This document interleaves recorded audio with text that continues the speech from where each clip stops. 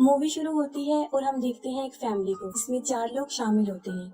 आदमी कीटा, उसकी बीवी जुनसू, बेटी किजन और बेटा कीवो। वो लोग एक छोटे से बेसमेंट में रह रहे होते हैं। इन लोगों को सरवाइव करने के लिए बहुत मेहनत करनी पड़ती थी, क्योंकि इनकी फाइनेंशियली हालत बहुत खराब थी और अपना घर चलाने के लिए पिज्जा के बॉक्स बनाने का काम करते थे, मगर घर का खर्चा चलाने के लिए ये काम उनके लिए काफी नहीं था। फिर एक दिन कीवो का दोस्त, जो उसके साथ यूनिवर्सिटी में पढ़ता था, उनके घर पर आता है। वो कीवो को एक पत्थर देता है और कहता है कि मेरी दादा ने तुम्हारे लिए भेजा है। आमतौर पर उस पत्थर को बहुत खास समझा जाता था और उसके बारे में ये ख्याल था कि जिसके पास भी वो पत्थर होता है उसे खुशियाँ मिलती हैं और उसके हालात अच्छे हो जाते हैं। कि वो अपने दोस्त को अपनी फाइनेंशियली हालत के बारे में बताता है, जो कि ठीक नहीं है। उसका दोस्त उसे कहता है कि मैं स्टडी के लिए आउट ऑफ कंट्री जा रहा हूँ। जिस लड़की को मैं ट्यूशन पढ़ाता था तुम उसे इंग्लिश पढ़ा दो। जिस पर कीवो कहता है कि मैं तो कॉलेज जाता नहीं और वो लोग मुझे काम नहीं देंगे। उसका दोस्त कहता है तुम्हारे लिए मैं सिफारिश कर दूंगा, बस अपनी बहन से एक फेक डिग्री बनवा लो। कीवो की बहन आर्टिस्टिक होती है और वो उसके लिए डिग्री बना देती है। फिर कीवो उस जगह पर चला जाता है जहाँ उसने ट्यूशन देनी होती है। वो घर काफी बड़ा और काफी खूबसूरत होता है और वो फैमिली काफी रिच होती है और फैमिली का नाम पार्क फैमिली होता है। इस फैमिली में भी 4 लोग होते हैं, हस्बैंड वाइफ और उनके 2 बच्चे, एक बेटा और एक बेटी। बेटी वो जिसका नाम दहाई होता है, जिसे ट्यूशन पढ़ाना होता है। वहाँ पर एक मेड भी होती है जो काफी अरसे से वहाँ पर काम कर रही होती है। कि वो एक डेमो क्लास देता है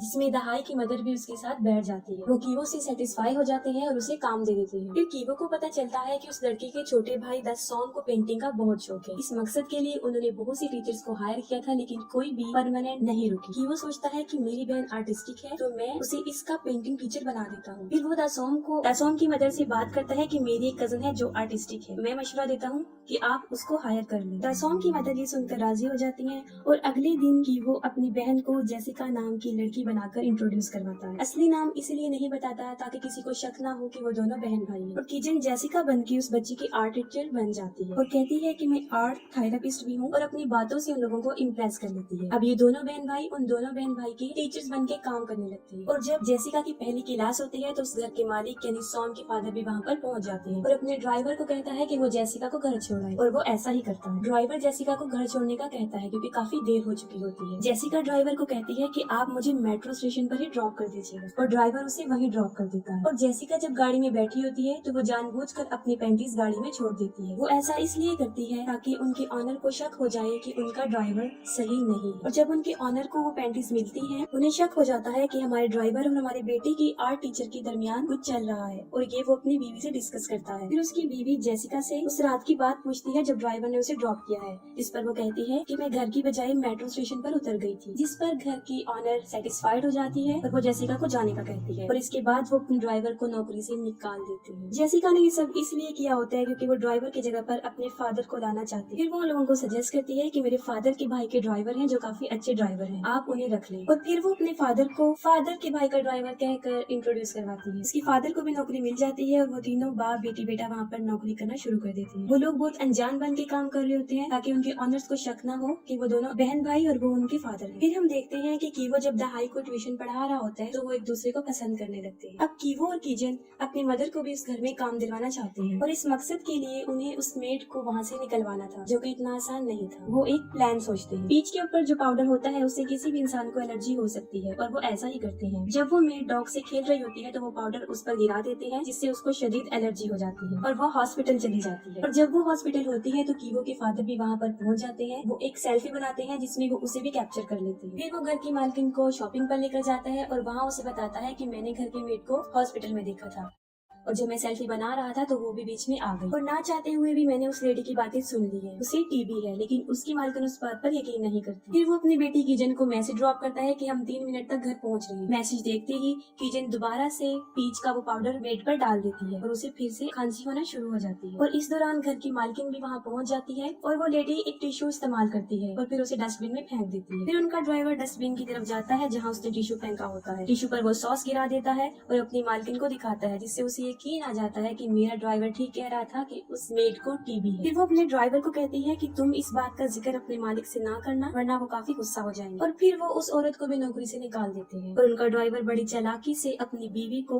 एक कुक के तौर पर इंट्रोड्यूस करवाता है और बिल आखिर उसी बीवी को भी नौकरी मिल जाती है। और फिर वो चारों लोग एक ही फैमिली में काम कर रहे होते हैं और किसी को शक भी होने नहीं देती कि वो एक ही फैमिली से हैं। बड़ी चालाकी से वो अपने नाम चेंज करके रह रहे थे। उन लोगों के हालात काफी बदल चुके होते हैं। गरीबी से उन लोगों के हालात काफी अच्छे हो जाते हैं, अच्छा खाने को मिलता है और अच्छी पे ले रहे होते हैं। फिर द सॉम का बर्थडे होता है और पार्क फैमिली उसे सेलिब्रेट करने के लिए एक पिकनिक पर जाने का फैसला करते हैं और वो उसके लिए चले जाते हैं। उनके जाने के बाद ये चारों लोग एक पार्टी सेलिब्रेट कर रहे होते हैं। वो लोग काफी इंजॉय कर रहे होते हैं कि अचानक से डोर की बेल बजती है और दरवाजे पर वही पुरानी मेड खड़ी होती है। वो कहती है कि मेरा कुछ सामान वहाँ पर रह गया है जिसे मैं लेना चाहती हूँ। जुनसुक उसे अंदर आने देती है और फिर वो लेडी बेसमेंट में चली जाती है। काफी टाइम गुजरने के बाद भी वो लेडी वापस नहीं आती, जिस पर जुनसुक वहाँ जाकर देखती है तो वो एक कबर्ड को धकेल रही होती है। वो उससे हिल नहीं रहा होता क्योंकि उसके नीचे एक प्लेट फंसी होती है। जुनसुक उस प्लेट को निकाल देती है और वो अलमारी अपनी जगह से हट जाती है। उस अलमारी के नीचे दरअसल एक रास्ता होता है, एक खुफिया रास्ता जो नीचे की तरफ जा रहा होता है। वो मेड वहाँ पर चली जाती है और देखती है वहाँ पर एक आदमी है। हकीकत में वो उसका हस्बैंड होता है। उसने यहाँ पर छुपा कर रखा होता है। उसे यहाँ पर तकरीबन 4.5 साल हो जाते हैं। पार्क फैमिली को इस बारे में नहीं पता होता क्योंकि उनसे पहले जो फैमिली यहाँ पर रह रही थी वो उन्हें नहीं बताती और ये लेडी काफी अर्से से यहाँ काम कर रही होती है। ये सब जानती है कि यहाँ एक खुफिया रास्ता है। उसने अपने हस्बैंड को यहाँ इसलिए छुपाया होता है क्योंकि उसके सर पर कुछ कर्जा होता है जिसको अगर वो नहीं उतारेगा तो लोग उसे मार देंगे। फिर वो मेड जुनसुक को कहती है कि तुम हफ्ते में एक मरतबा मेरे हस्बैंड को खाना दे दिया करो, यहाँ पर फ्रिज अवेलेबल है, इसके बदले में मैं तुम्हें पे कर दूँ। जुनसुक इनकार कर देती है और पुलिस को कॉल करने का बोलती है, जिस पर वो औरत काफी मिन्नतें करती है कि वो ऐसा ना करे। और जुनसुक का हस्बैंड बेटा बेटी सीढ़ियों से ये बातें सुन रहे होते हैं। उनमें से किसी का पाँव स्लिप होता है, वो तीनों सामने आकर गिर जाते हैं। ये देखकर वो मेड वीडियो बना लेती है और कि वो कहता है पापा मेरा पाँव, और ये भी वीडियो में रिकॉर्ड हो जाता है। उसे पता चल जाता है कि ये चारों फैमिली है और उन्होंने चालाकी से यहाँ पर नौकरी हासिल की है। ये वीडियो वो घर की मालकिन को सेंड करने का कहती है, जिस पर जुनसुक उसे काफी मिन्नतें कर रही होती है कि वो ऐसा ना करे। वो औरत अपने हस्बैंड को लेकर ऊपर आ जाती है और उन चारों को कहती है कि वो हाथ ऊपर करके खड़े हो जाए। वो चारों खड़े हो जाते हैं और वो उनका भी वीडियो बना लेती है और साथ में उस टेबल की भी जिस पर वो पार्टी कर रहे हो। ये चारों उन दोनों हस्बैंड वाइफ पर हमला कर देते हैं और उनसे मोबाइल लेकर वीडियो को डिलीट कर देते हैं। उन लोगों की आपस में लड़ाई हो रही होती है कि अचानक से टेलीफोन की घंटी बजती है। जुनसुक फोन उठाती है और ये घर की मालकिन का फोन होता है। वो कहती है कि तेज बारिश की वजह से ट्रिप कैंसिल हो गई है और हम 8 मिनट तक वापस आ रहे हैं, और वो उसे खाना बनाने का बोलती है और 8 मिनट तक उन्हें घर का सारा सामान भी सेट करना था। काल के दौरान वो तीनों उन दोनों हस्बैंड वाइफ का मुंह बंद करके खड़े होते हैं। फिर वो लोग उन हस्बैंड वाइफ को बांध कर दोबारा बेसमेंट में छोड़ आते हैं और उसके बाद सफाई करना शुरू कर देते हैं। और ठीक 8 मिनट के बाद वो फैमिली घर पर आ जाती है और वो लोग घर की सफाई भी कर चुके होते हैं। और पार्क फैमिली को जरा भी शक नहीं होता कि उनके आने से पहले यहाँ पर क्या कुछ हो चुका है और वो लोग भी फिर छुप जाते हैं। वो लोग खाना खाते हैं और घर की मालकिन जुनसुक को बताती है कि एक बर्थडे की रात को मेरा बेटा केक खाने के लिए उठा था, तब उसने एक भूत को देखा था, लेकिन वो भूत नहीं होता, वो उस मेड का हस्बैंड होता है। और ये लोग समझते हैं कि शायद वो कोई भूत। बारिश हो रही होती है और उनका बेटा दासोम कहता है कि आज रात मैं बाहर सोऊंगा, और वो टेंट लेकर बाहर बैठ जाता है। दासोम की मदर और फादर हॉल में ही सोते हैं ताकि सारी रात उसको देख सके। वो दोनों सोफे पर लेटकर बातें कर रहे होते हैं और सोफे के नीचे कीटक, किचन और कीवो छुपे हुए होते हैं। घर का ड्राइवर कीटक होता है और घर का मालिक अपनी वाइफ को बता रहा होता है कि उसके जिस्म में से नागवार किस्म की स्मेल आती है जिसको बर्दाश्त करना नामुमकिन है। वो सच कह रहा होता है क्योंकि जिस जगह पर वो लोग रह रहे होते हैं वो गार्बेज एरिया होता है, लोग वहाँ पर टॉयलेट्स करते हैं, इस वजह से इस घर के सारे लोगों की जिस्म में, कपड़ों में एक गंदी सी बू आती है। और ये सब बातें वो लोग भी सुन रहे होते हैं। उन्हें बुरा लगता है क्योंकि एक बार दासोम ने ये बात कही थी कि मेरी टीचर में से स्मेल आती है और वैसे ही हमारे ड्राइवर और मेड में से भी आती है। फिर वो लोग अपना सॉप, अपना टॉवल चेंज करने का सोचते हैं, लेकिन ये उनके जिस्म की स्मेल नहीं होती बल्कि उस घर की होती है जहाँ पर वो रह रहे होते हैं। और जब वो दोनों सो जाते हैं तो ये सोफे के नीचे से निकल कर अपने घर में, अपने बेसमेंट में आ जाते हैं। बहुत तेज बारिश हो रही होती है और जब वो अपने घर में पहुँचते हैं तो वो देखते हैं कि उनका सारा घर पानी से भर चुका है। घर की खिड़की खुली रहने की वजह से सारा पानी अंदर आ जाता है और अब वो जगह रहने के काबिल नहीं रहे। फिर वो एक जगह जाते हैं जहाँ बहुत से लोग सो रहे होते हैं और वो लोग भी अपनी रात वहीं गुजारते हैं। फिर किचन को घर की मालकिन की कॉल आती है। वो कहती है कि हमारे बेटे की बर्थडे है, आप उसकी टीचर हैं, आपको आना चाहिए जिससे उसे बहुत खुशी हो। और वो कीवो को भी बुला लेती है जो कि उसकी बेटी का टीचर होता है। फिर वो बाजार में शॉपिंग करने जाती है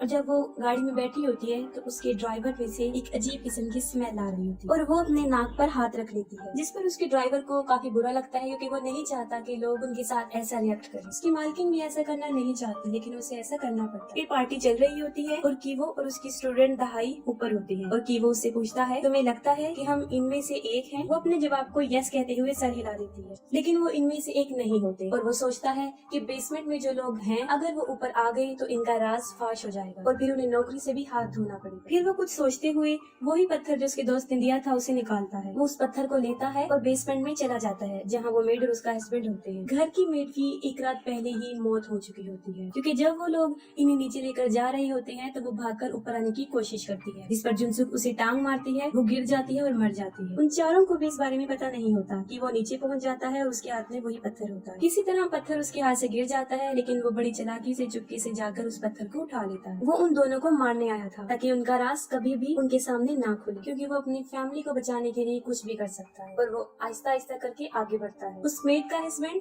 जो अपने आप को खोल चुका होता है, कीवो के गले में रस्सी डालकर उसे घसीटता है और उस रस्सी को एक जगह पर अटका देता है और फिर वो वही पत्थर उठाता है। वो कीवो को पत्थर से मारने लगता है, लेकिन नहीं मारता। वो वहाँ से भाग जाता है, लेकिन बेसमेंट से गिर जाता है और वापस आकर वो उसे काफी जख्मी कर देता है। फिर वो पार्टी वाली जगह पर पहुँच जाता है। फिर उसकी नजर पड़ती है किजन पर, जो केक लेकर दासोन की तरफ जा रही होती है और वो फौरन उसे पहचान लेता है। वो उस चाकू से किजन के सीने पर वार करता है, जिससे वो काफी जख्मी हो जाती है। किजन के फादर उसके जख्म को दबाते हैं ताकि खून ज्यादा ना बहे, लेकिन उसका जख्म काफी गहरा होता है। जुनसुक ये देखती है कि उसने मेरी बेटी पर हमला किया है और वो उसकी तरफ बढ़ती है और उन दोनों के दरमियान शदीद लड़ाई हो जाती है और इस लड़ाई में जुनसुक उस आदमी को मार देता है। अब घर का ऑनर अपनी चाबी लेना चाहता है, जो कि उस मरे हुए आदमी के नीचे पड़ी होती है, और वो चाबी जब निकाल रहे होते हैं तो उन्हें काफी स्मेल आती है और वो मुंह पर हाथ रख लेते हैं। और जब उनका ड्राइवर उन्हें ऐसा करते हुए देखता है तो उसके चेहरे के तासुरात बदल जाते हैं। वो शदीद गुस्सा था। वो चाकू उठाता है और उस चाकू से मालिक पर वार करता है। कीटक ऐसा इसलिए करता है क्योंकि उनके मालिक को चाबी चाहिए थी ताकि वो अपने बेटे सॉम को हॉस्पिटल लेकर जाए, क्योंकि वो बेहोश होता है। और दूसरी तरफ उसकी अपनी बेटी भी मर रही होती है, लेकिन उसके बारे में उन्हें कोई ख्याल नहीं आता। कीटक अपने मालिक को काफी हैरानी से देखते हैं, क्योंकि जब वो पुरानी मेड के हस्बैंड के नीचे से चाबी निकाल रहे थे वो नाक पर हाथ रख लेते हैं, जिससे उसे बुरा लगता है, क्योंकि उसकी जिस्म में से भी सेम वैसी स्मेल आ रही है और वो खुद को उस आदमी के साथ रिलेट कर लेता है। अब उसे इस बात का एहसास हो जाता है कि हम जैसे लोगों को ये लोग हकारत की नजर से देखते हैं। इस तंग नजर देखने की वजह से वो उन्हें चाकू से मार देते हैं और उसके बाद वो ड्राइवर गायब हो जाता है। किजन मर जाती है और कीवो बच जाता है, लेकिन उसकी मेंटल एबिलिटीज डिस्टर्ब हो जाती है। फिर उन माँ बेटे पर धोखे, चालबाजी और साजिश का केस चलता है, लेकिन कोर्ट उन्हें कोई सजा नहीं देता, कुछ इंस्ट्रक्शन देता है और छोड़ देता है। पार्क फैमिली वो घर सेल कर देते हैं और जर्मन फैमिली उन्हें खरीद लेती है। वो लोग इस घर की हिस्ट्री के बारे में नहीं जानते थे और उसके बेसमेंट में आज भी कीटक होता है, यानी वो ड्राइवर, क्योंकि वो अपने मालिक को मारने के बाद यहाँ पर आकर छुप जाता है और किसी को पता नहीं चलता। और फिर वो मोर्स कोड के जरिए यानी लाइट ऑन ऑफ करके वो अपने बेटे को ये मैसेज देना चाहता है कि वो आज भी जिंदा है और यहाँ पर छुपा हुआ है। मोर्स कोड बेसिकली एक सिग्नल समझा जाता है जो दो लोगों को आपस में कम्युनिकेट करता है, जो किसी को मैसेज भेजने की फैसिलिटी रखता है। उस बल्ब के थ्रू वो सिग्नल ऐसे भेजता है, वो उसे डिफरेंट टाइम में ऑन ऑफ करता है और अपने बेटे को सिग्नल सेंड करता है। उसका बेटा कीवो, जो कि दूरबीन से सिग्नल को देखता है, उसके पास एक कोड आता है जिसको वो डिकोड करके मालूम कर लेता है कि उसके फादर आज भी जिंदा है और उसी बेसमेंट में है। और उसे इस बात का पछतावा होता है कि उन्होंने पार्क फैमिली के ऑनर को मार दिया और वो उनकी तस्वीर के सामने जाकर अपोलोजाइज करता है। फिर कीवो कहता है कि एक दिन मैं बहुत पैसे कमाऊंगा और हम वही घर खरीद लेंगे और बेसमेंट में तुम ऊपर आना और हम वहीं पर तुम्हारा इंतजार करेंगे। ऐसा हो जाता है कि वो घर खरीद लेता है और कीटक उस बेसमेंट से बिला खौफ बाहर आ जाता है, अपनी फैमिली से मिलता है, लेकिन ये सब कुछ उसकी एक सोच होती है, हकीकत में ऐसा कुछ भी नहीं होता। और यहीं पर मूवी एंड हो जाती है।